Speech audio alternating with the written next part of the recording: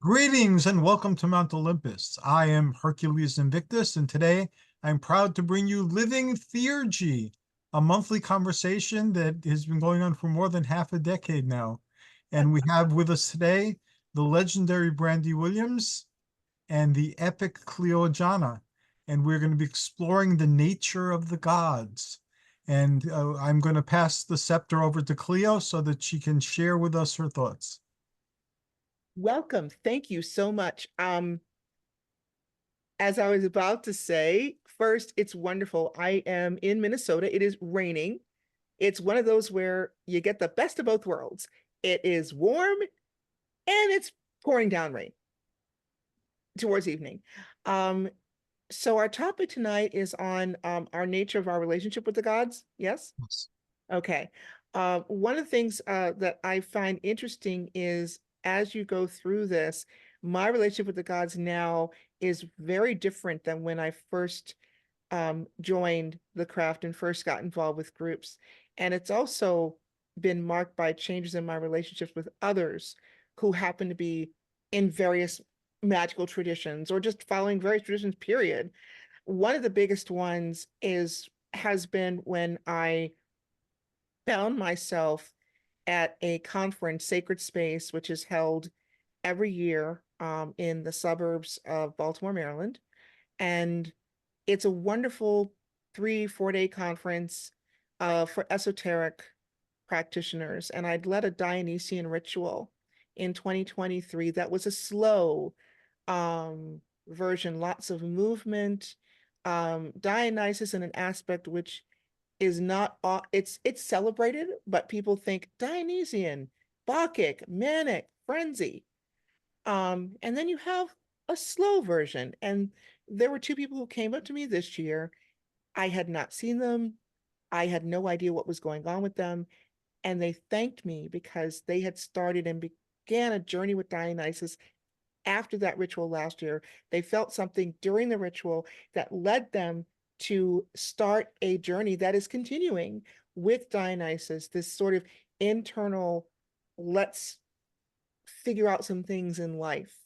And that time I should mark, it was a dark moon at that point. So I had made the ritual to correspond with that for those people who were there. Now, this year I find that I have more conversations and I don't take them for granted and I don't look at them as being by accident that someone will come up and ask about a given deity. And then if I can, or if a message comes through, I'm happy to pass it on because I truly believe that our relations with the gods come with a responsibility. Um, and this is just me personally saying my responsibility for the incredible gifts that I have received and the wonderful devotion and relationship I have with my deities is that if somebody comes along and they're lost, it helps if I can say, okay, you may want to turn that way. Now, whether they do or not, it's all up to them, but at least they're not alone because people helped me when I first got started. And some of them are living, some of them sadly went on to other paths with other traditions, and some are no longer living. But I look back at it, I still feel like I'm a newbie to the idea of religious tradition and relationships with the gods.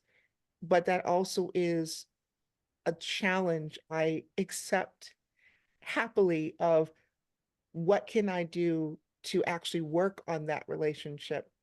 And it's a daily thing, although sometimes I admit I I have questioned at times, am I doing the right thing? And usually that's when I really am, and I just don't know it. I'm doing the work, but I have no idea I'm doing the work because it seems like everything in life has just gone screwy. And it's not quite a dark night of the soul situation, but it's one where you just wonder, huh, can I get a break? Which, by the way, I've learned do not ask for a break. Do not ask for patience. Do not see, y'all are chuckling. But I was warned straight up, and of course I didn't listen. You ask for patience, you get sent situations where you will need patience. Um, my day job as an educator means that I run into people and I have had the experience. thanks to closeness with the gods of picking up on things that probably I shouldn't pick up on. In sense of sometimes people feel that openness that they're willing to share things.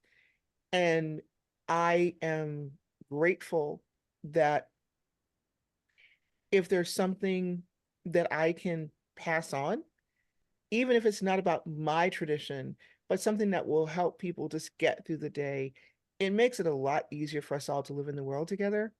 And that might sound kind of, woo woo and all too ultimately very friendly, but that's kind of how I looked at it now. I'm not as selfish with my time and experience with the gods is how I like to think of it. And sometimes when you're tired, you're just tired. And sometimes what the gods will actually give with the information they choose to share with you is so that you can do something. The topic for tonight is how I personally perceive the gods. My favorite is my original encounter with Hecate. I saw her as in a white tennis outfit. Um, and that was my first year. Now, full disclosure, I love tennis. That was the best way to be connected. I've seen her very youthful. I've seen her almost never as the stereotypical aged um, woman form. I have seen her as mother. She has been nursed for me. Long before I knew of her as Hecate Sotira, I knew her as a nurse, things that would in the night. My relationship with her has been close. So things that I probably shouldn't have been doing, like, driving through fog. And how do you get there? And that sort of you have your skill that you have in your day stuff. And I love driving, but I give that as an example because sometimes the strength in the relationship with the gods comes from the tiny things that you don't think matter. So it's not the big giant ritual that's in public and you've got 50 people around. No, it's the daily devotional and you show up at the little altar, and which I was doing pretty much every day, every other day, whenever she would call for a certain period of time. And it was easier because that I dealt better with the schedule, which made sense because it would be before work or whatever was happening. I kept a calendar, which I still go back to when I deal with students. And I say, yeah, try what I called it the deity of the day calendar, which sounds silly, but the positive part is, what do you really know about that deity? What do you want to know about that deity? What are you just trying to have a transactional exchange, which I would not recommend? But how would you want to get to know this deity as a friend, as a lover, as someone in your family? That kind of detail. And that means you've got to be open and willing to be okay that sometimes things are going to be brought up that you might not want to face. And that was one of the biggest lessons I had to do with learning with the gods.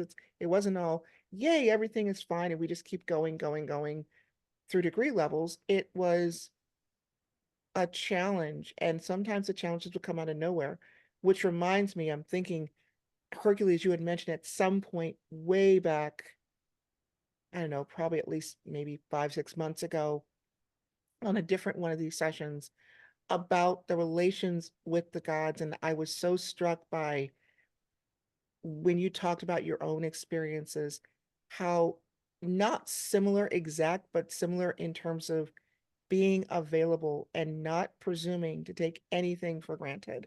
And I didn't tell you at the time, I really appreciated that because I was feeling like, well, gosh, when you get to a certain stage where you are the teacher, you still are the learner, you still are the student. I don't think we'll ever know, because they're gods, every single thing, just like we may or may not know every single thing about ourselves.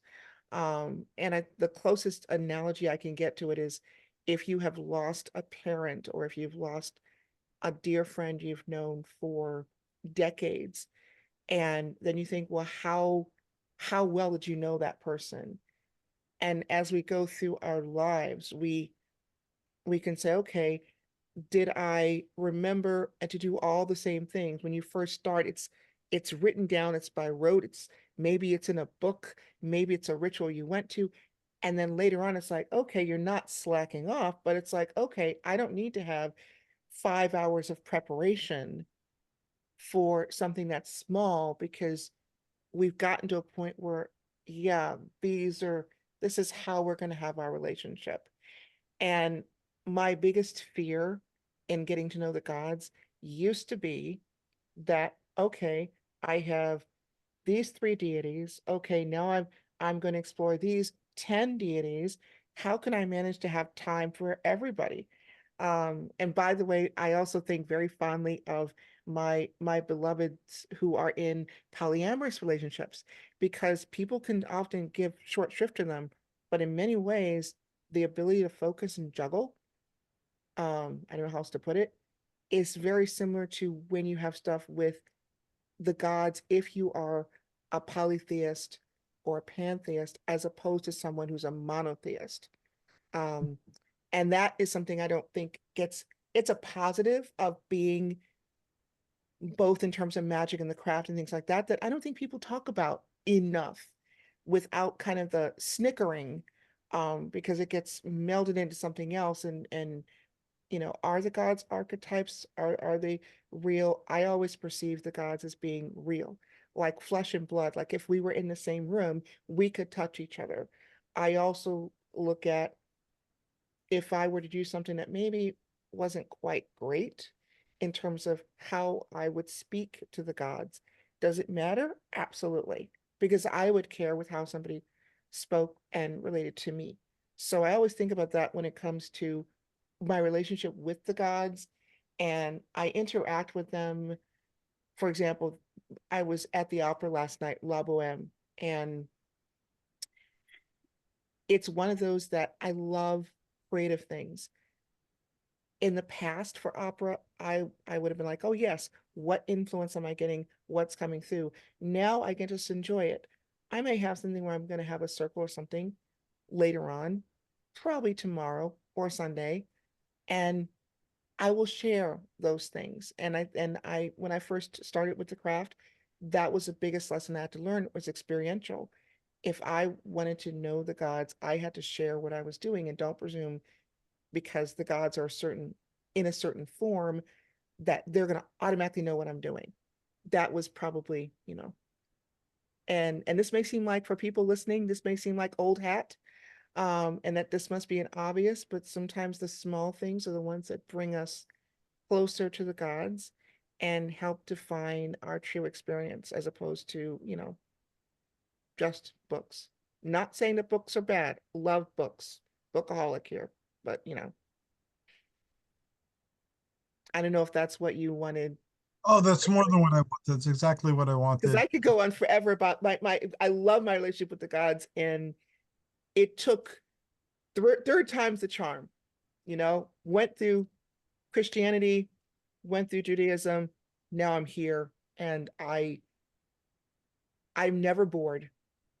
And that's the thing I like to close with because and I'm not one of those, I should clarify, my past religions, it was never a matter of leaving because I hated organized religion. It was never a matter of leaving because I hated the religion, period. I have nothing but love for people who work any particular tradition's path and follow it because it works for them. And I'm not going to say anything because I'm doing what makes me happy. But I also know that part of that happiness comes from being really okay with who I am and where I am. And I get bored, you know, and I like having something where I don't know what's going to happen, literally. So, Well, the Olympian Pantheon certainly provides that. mhm, yes, Thank you. That was very eloquently and deeply stated. Thank you for sharing all that. thank you. Brandy, we move the scepter. It's yours now. Thank you. And thank you so much, Clio. That's lovely. And I always love hearing about your experiences. And I learned so much from you when you share where you've been and how you've gotten where you are. And it sort of suggested to me how to talk about this because there's so many ways you can come at that question, what is your relationship to the gods? And doing it chronologically, like here's how I've understood the gods and how it changes over time. That's a really good way to do it. Especially if people are listening who are just starting on the path.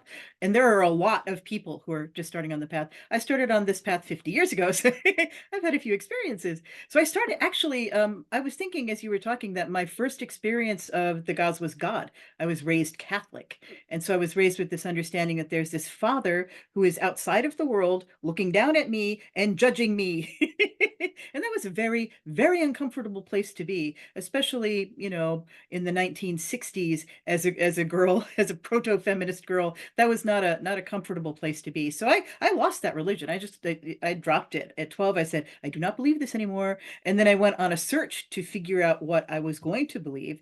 And I encountered 1972. I walked into a bookstore and picked up the Lady Shiva's Book of Shadows. And I went, I'm a witch. That's what I am. And the goddess exists. And so this whole sort of path opened out to me. And I heard this, you know, the charge of the goddess. And I've still to today recite the charge of the goddess, and that's my lodestone. This is who calls me and how I understand myself and how I understand the world. So I started exploring like the goddess, and the goddess is not up there. She's here, she's in the earth, she's around me. And so there's this whole sort of pagan element to that, where I connected with nature and went out to the woods and went to the seashore and just sat and listened, picked up stones. And I still do all of this stuff. Go to the beach, pick up stones, take 4 of them and put them around me, cast a little circle, and touch base with who she is right in that place.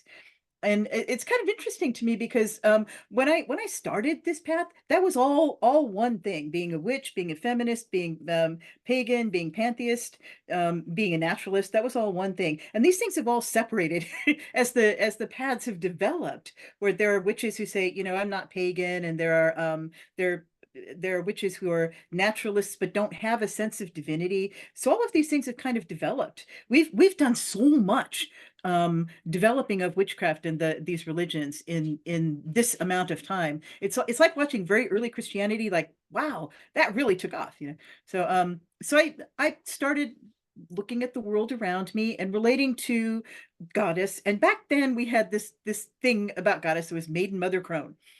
I'm like, okay. And so I was a maiden for a while, and then I became sexually active, but I didn't want to be a mother. So how does that work? Am I a maiden? No. Am I a mother? No.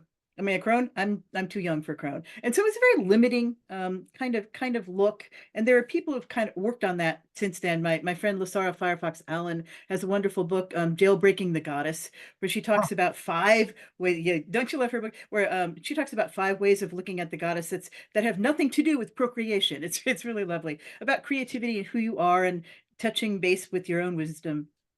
But when I was a young woman, there just wasn't that role model. So I gravitated to the goddesses who had lovers, who had sex, right? And so the god then re-entered my life in a really different way. So now the god was not this out here above me judgmental. He turned into like this brother, lover, friend and companion, and I could relate to the god that way, both as God and also in my partners. So I started learning sex magic, where we bring the deities into ourselves and we can have sex with each other. And that's also part of witchcraft. It's called the Great Rite. And so I started sort of exploring that. And then I got into this period where I said, you know, I love the gods. And I want to bring the gods back into the world, and I want to learn as much about them as possible. And it turns out that you can never learn. You can never learn all the things, but I did my best, man. I have a head full with thoughts and aspects, and you know, just ways of being with the deities. So I investigated how we relate to deities. We can do the altar thing, where we build an altar and we have daily devotionals and personal devotions. And then I got together with my friends and we mounted the great festivals. So we did a Dionysia, we did the Eleusinian Mysteries. I did a recreation of the Sumerian sacred marriage, which involved sex. The deities, you know, come together. And and there are, so there are ways of connecting with deities and ways of then bringing people to deities. So you started out talking about how you did a ritual and brought people to deities, and I love that work. I mean, I think that that's really important work. And I would do a whole time period of my life where I'd go just put up an altar and say, here's this deity of the month club. I think you were doing deity of the day. I did deity of the month club. Semitic goddesses from A to A, because there are a lot of Semitic goddesses whose names start with A, right? Let's do those. Let's do the Kemetic, the Egyptian deities. Let's do the Greek deities, right? And that's a really fascinating sort of path to go down. This, like you said, this sort of polytheistic, polyamorous. I am unsurprisingly also polyamorous, right? So I can love the gods. I said at one point, I said, I am a priestess of all the gods. And I have realized that I need to back down from that. And that can kind of overload you, like, okay, well, I might want to like parcel out my bandwidth at some point, bring it back. But I sort of thought of myself as a priestess of all the gods. And I got into, especially with the Greek deities, they have aspects. And so they're you can, uh-oh. Did I lose you? Are you there, Hercules? I'm here. Can you hear me? Nope. I might have frozen. Okay, Clio can Let's hear. see. It's me and not you, I think. Yeah, my internet connection is unstable. Can you hear me now? I can hear you. Clio can. Yeah, I just got you guys froze, and I just got a note that said your internet connection is unstable, and there's nothing I can do about it. Are you back now? I'm back. Clio, you Yeah. back? Okay. I can't hear you, Clio, now. Oh, she's muted. Oh, you're muted? I'll put S to unmute. Technical difficulties. Yeah, sorry. No, we never left. I could hear you very clearly, Right, but right. Oh, so okay. So you hold me no. going, wait, I have frozen. um, Epithets. I was on epithets. So you can investigate the deities, but they have more than one presence. So Aphrodite is not just goddess of love. She has many, many aspects that involve fertility and being a warrior and being the deity of a town. And I discovered that you might go to a little village in Greece and there's a deity, and that deity is everything to the people, right? So we call that Aphrodite. And then she gets kind of brought into the overarching pan-Hellenic Aphrodite and starts losing those little aspects. But you can follow that trail and find that particular aspect of Aphrodite and then begin to work with it. So I went down that road for a period of time. And now where I am today is I've taken up tantric practice where we do deity yoga and also theurgy. And I think that these things are very, very closely related. They're very similar methodologies. Tantric practice kind of shows me what ancient Greek practice might have been as theurgists worked with deities. So theurgists connect with deity in a real personal, bring the deity into your body sense. I was talking about being a witch and bringing deity into yourself and aspecting that deity and then doing it for other people. And this is what theurgy does. And so what I do, I'm working with a group that does goddesses. We do lots. We do, yeah, but sequentially, not all at once. Like we'll do this goddess for a year, and then we'll do this goddess for a year, and then we'll do these 5 goddesses for the next year. Each one of them teaches me something and gives me another way of looking at deity. But each one of them also gives me in touch with something about myself. So we don't just bring the deities into ourselves. We also bring them out of ourselves. They come from us. They come from our essence. And so I think the whole journey is about that. Theurgy in particular is about understanding that the deities in ourselves are a continuum. We're the gods are real, but they're not apart from us. We are all on a spectrum, a continuum of existence, where we're in one place and the deities are in another place, and that's how we connect. We couldn't connect with them if we were completely different. We are on, in some sense, the same, um, and that's kind of where I am today with my relationship with the gods. Wow. So Hercules. Thank you. Yeah, I've Yeah. always believed that. I believe that we're the gods here now doing this, and that everyone is divine. And I believe that all the gods are in us, and also they're outside of us, and they speak. In fact, the universe doesn't shut up if you know how to approach it. So I rely a lot on synchronicities to guide me in life, and sometimes with inner promptings. And the invisible world is not visible, but it's always there. So, like, for instance, this week, I've been looking for this book called Python for like the longest time, and I could never find it. I passed up buying it when I was a late teenager in New York City. It was $15, and that was a bit too much back in the 70s. So I said, oh, okay, I'll save up and get it. And then I couldn't find it anywhere. So I've been looking for this book since the 70s on and off and not finding it. And then somebody told me, go online, you'll find the book now. So I did, and I found 2 copies of the book for under $15. So now I have this book I've been looking for. So something communicated with me and I listened, and I don't always listen because I'm here now and I'm part of the doing this part. So, I always stay open. Sometimes it's the dead, like not too long ago, a cousin of mine who lived in Greece, I heard his voice saying this curse that he made up when we were children. And then I found out later that day that he had passed on. So he came to say hello and goodbye, type of thing. So I feel that on the level where that communication happens, I'm aware at the same time I'm here doing this. And I feel like the pointer on a computer, the little arrow that turns into a hand or the hand that turns into an arrow, that's how I feel our consciousness is here, that we're here to point and click at things and, determine which direction we go in and what we're going to see and what we're going to experience. But the greater part of our awareness is elsewhere. And in the beginning, I thought of it as something else, also something different for me. But as I moved through life, I became more and more aware that no, this is the same as me. And I live out these myths. So in a way, the gods and us were stuck in stories. And these stories are very old and they're kind of universal, but we are doomed in a way, or blessed, you can look at it in another way, to live out the stories of the gods. And I believe that part of our function is to free the gods from their stories, the stories that keep them stuck in epic cycles that we study under the heading of mythology.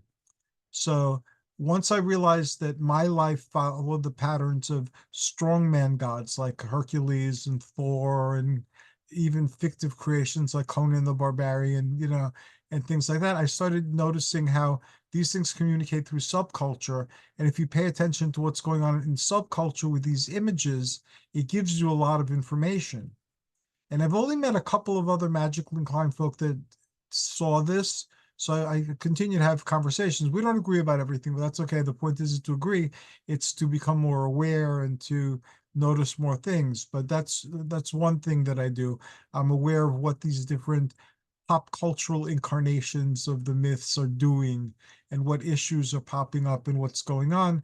And then I use them as a mirror to see, is that happening in my life? And more often than not, something similar or along those lines is unfolding in my life as well.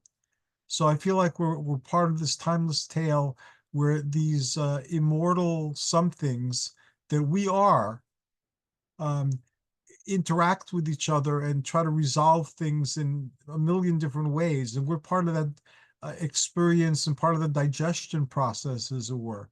But they can be interacted with on different levels.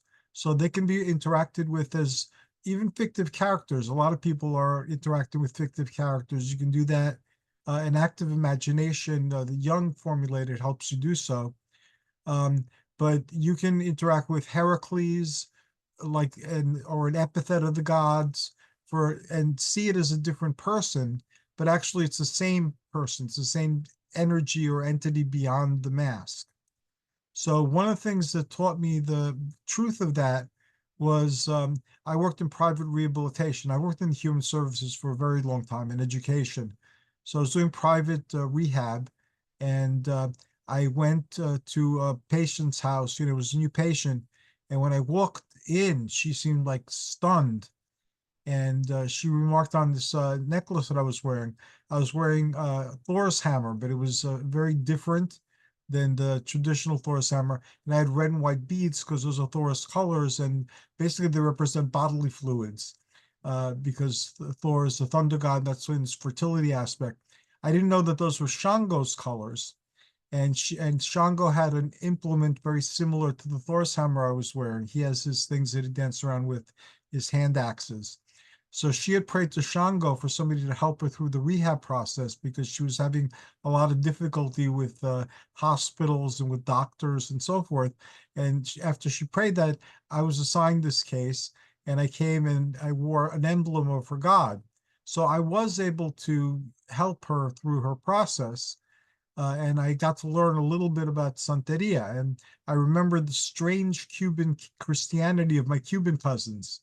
And just like the Greeks have their own strange Christianity, I thought that the Cuban strange Christianity was just, an ethnic type of thing. But then I saw a lot of the elements that I learned about Santeria in there, and I started studying Afro-Caribbean religions. And I saw that many of the answers in mythology, like how can Theseus have an earthly father and a divine father at the same time? That's in Santeria. It's you have your terrestrial father, and then you have the god that owns your head. So I started learning more and more, and then I started to more actively explore these other incarnations of the strongman hero. And it was like playing hide and seek with myself for a while, and I did that for years. Like my exploration of Thor, that took over 15 years to really get an appreciation in terms of how they were the same, how they were different, and how they were still me, and how I expressed myself. And so I was able to let go of that. I no longer quest to find my God behind masks, or, and the interaction is automatic. I talk to the gods. Sometimes they answer quickly, sometimes they don't, but that's true of you guys. We're talking now and I get some insights. Sometimes we communicate outside of Zoom, for brief periods, but, it's communication that happens. At the same time, I feel the gods around.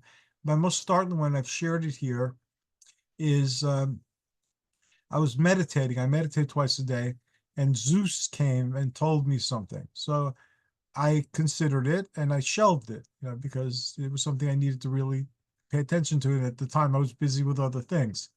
So then I got a call from these outer space channelers they used to have a show on my station, and they told me they had a message from me, but it came from Zeus. So they repeated this message that I got in my meditation. Then a sorcerer who lives currently in Chicago, used to live in Louisiana, he called me with a message from Zeus. It was the same message. And then again, in case I decided to shelve it, synchronicities started happening with that topic. I turn on the TV and they're talking about father issues and things like that.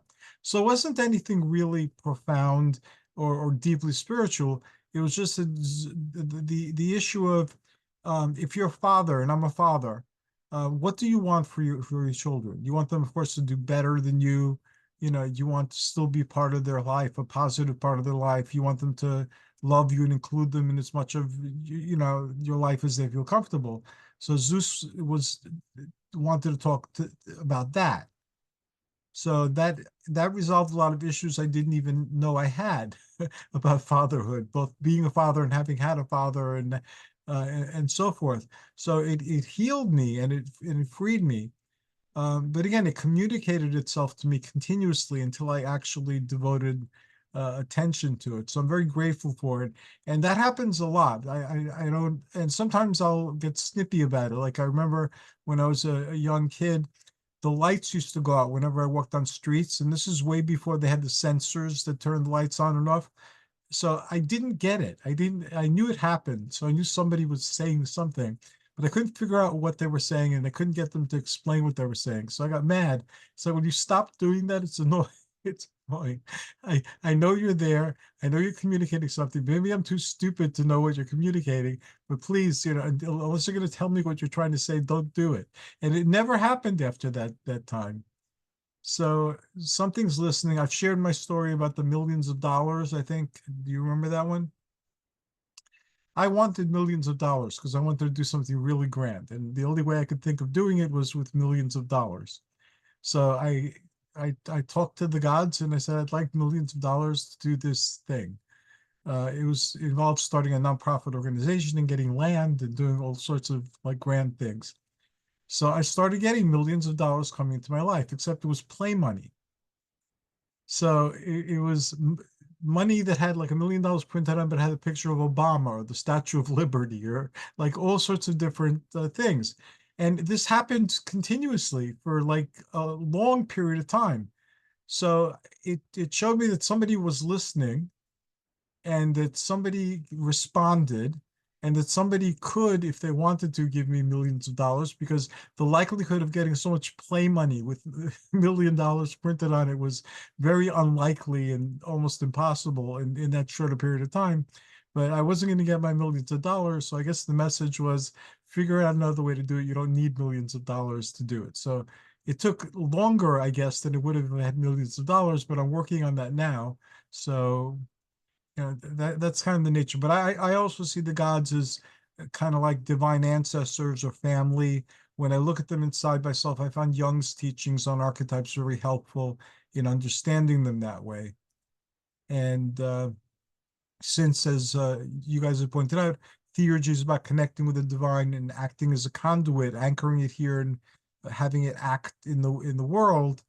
Um, my initial thoughts as a kid, and I really wish that the book company that we're dealing with hadn't wanted it to be different, because I really explained like my logic was very simple and primitive maybe, but it was kind of like if you could bring the essence of the gods inside of you to be active in this world. Um, and you could do it in a statue, and you could do it in yourself. You could do it in an innocent channel or a young person who's innocent. Um, then, if you became more like a statue, then you could embody this essence better. So I went to bodybuilding because of the Hercules movies they were playing when I was a kid, and those guys tried to pattern themselves after the statuary of the Greeks and Romans. So that was a way of becoming a living statue.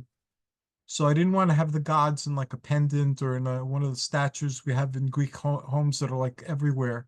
Although I still have tons of statues and we move them around and do things. But I'm glad to hear that others who I respect have that type of relationship. It's a very personal, real relationship. And I tell many people who are starting out, every relationship is different. And some people, it seems they want to date the gods or they want to be pets of the gods or something. So I find that puzzling. But a lot of beginners, fall into that category. And I've since learned not to let it bother me or not to try to enlighten them. Just they need to learn their own way and they need to start where they are and go through things. And then later on, if they want to talk about it, I'll share basically just develop a relationship, listen, communicate, like in any relationship. And I know a lot of people are doing transactional things with the gods or attempting to. You don't have to do that. The same, you wouldn't have to do that with a family member or a friend. You just state your need. If they can help you, they will. And sometimes for your own good, they'll tell you no, and that's just part of it. So anyway, that's what I had to say.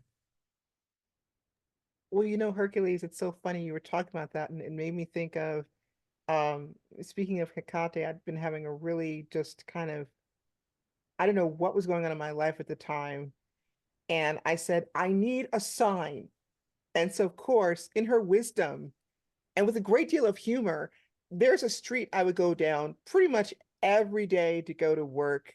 It was not far from my house. And there was a Subway, the sandwich shop on the corner. I don't know what happened, but I was sitting there at a traffic light. There's no way she planned it. I didn't. And all of a sudden it was like, look up. And I'm like, look up. Okay, I'm at a traffic light. And I look up at an exact eye angle with a big, wide bulletin board on top of the building. And it was an ad for Blue Cross Blue Shield. It was all blue and it just had the words "Start with Trust." Period. That was it. And I was like going, okay. and I thought, one, funny, good sense of humor, and two, it was exactly what I needed. And it was maybe 5 seconds, because that was just long enough for me to look up, because otherwise I still had to keep driving. And I also think of the individuals I've heard of when I first got in, who were cautionary tales, like, don't do what this person did, such as get a statue of Setmet and, not knowing what you're getting into, decide that you're going to bleed on the statue and thereby make a connection. And now, as a person of compassion, I'm thinking, okay, so you don't necessarily know what you're getting into.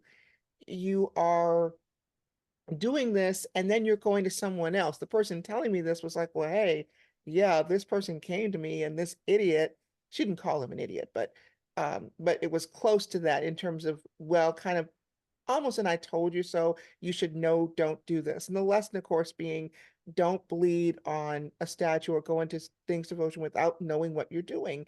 Well, people who are beginners will make mistakes. Yes. And in some ways, I think one of the responsibilities for those who are devoted to the gods, however it is to help those individuals, if possible, if what they've made is a really innocent mistake, like they truly did not understand, because they haven't gotten that part yet.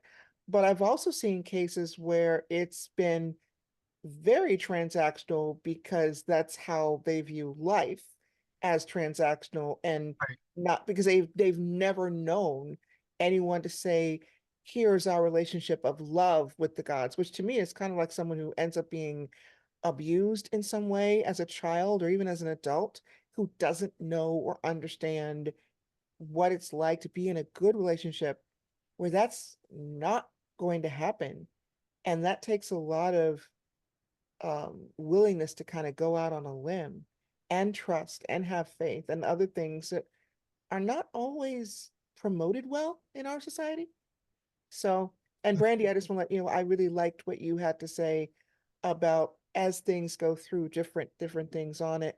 And as someone who does have polyamory in your life, and I'm thinking, okay, what is it that, is there a connection that you see? And maybe that's probably another topic for a different time, of the connection between those who are on one edge in terms of not just sexuality, but also understanding of relationships with the world versus connections with how you connect with the gods.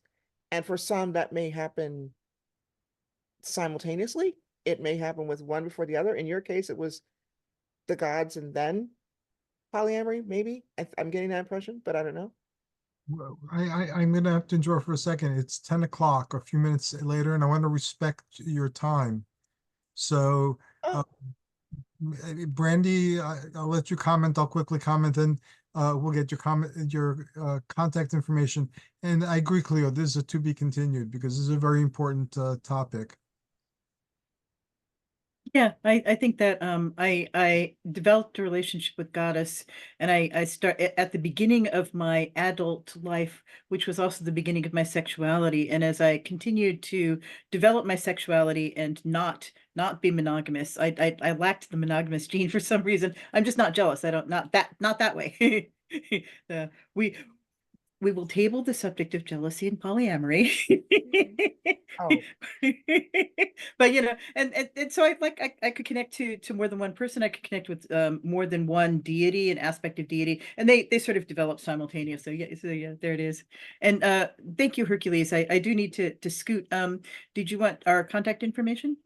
Let me share my quick story too. Well, Oh, good. basically, I seem to be playing out partially an Etruscan Hercules cycle in this particular incarnation, this particular point in time. I don't know if you're aware, but in Etruscan mythology, Hercules and Athena are married, and Mars or Ares is their child. So all three of my wives have been Athenas, different aspects of Athena, but they share the crafts. They're smarter than me. I'm not threatened by by smartness, and so that mythology is playing itself out, and it's a healthier interfamily relationship also, because Hera is not trying to kill Hercules. In fact, he's the son of Zeus and Hera. So anyway, that's for another day. And I also ask for signs if I'm not really sure. Like I've been working on something with a Lionsgate portal, and that's part of what I'm doing. And I asked, am I supposed to like draw on the Stargate mythology? And you know, what I need some sort of sign to just clarify how I should approach this when I'm trying to present it to the public. And the next day we went to a thrift store, and they know us there. So the person behind the desk, who the proprietor, asked if I liked Stargate. And I said, yeah, I love Stargate. And she says, I'm going to give you my entire Stargate collection. My husband and I used to watch it, and he passed on. So I'm not going to charge you for it, but I'll give you the whole collection. So made my day, and I got my answer at the same time. So to be continued on this. Thank you both. You're incredibly awesome, and I am more amazed with you the more we talk. And so I hope we keep talking for a very long time. Now, how can we get in contact with you? And since we started with Clio, we'll end with Clio starting, and then Brandy. Okay, hi. Yeah, you can connect with me on Facebook, Clio Ajana, CLIOAJANA. Just private message me. You can also, I have a column on the Wild Hunt, first Saturday of every month, wildhunt.org. And there's a way to click on little link, emblem, whatever, and that gets an email straight to me. You can write me at clioajana@gmail.com. And that's it. Thank you very much. And Brandy, how can people find you and enter your wonderful world? BrandyWilliamsAuthor.com, Brandy Williams Author on Instagram, and Brandy Williams Author on Facebook. And I have to say, right now, my life goes in these periods where I'm out and active and connecting with people, and then I also withdraw and do things. Right now, I'm in the withdraw and do things phase, so it's really hard to get a hold of me. But this is a really good place. This is the best place to connect with me. Living Theurgy. Thank you. I am greatly honored. And this will be up sometime tomorrow. And I will send copies to our fellow theurgists who are not here today to join us. And this is definitely to be continued. Thank you so very much. Have a wonderful night. Thank you. Thank you.